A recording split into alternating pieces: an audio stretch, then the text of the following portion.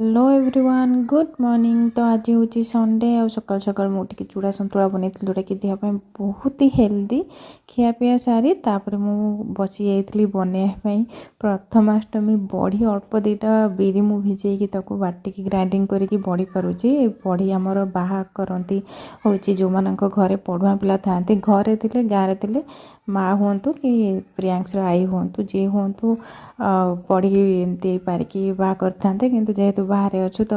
करदेली तापर मु कम सारिकी सब चिकेन आ भात आज बनाई कि बनाई नाला खाई पी सारी टिके मार्केट बाहरी कहीं बहुत सारा जिनस आनबार मार्केट जाइलु तो फूल गच सब देखिले तो फूल गच देखला माने मन टाणी पाक इच्छा होता सब जाक उठे घर को नहीं आसापी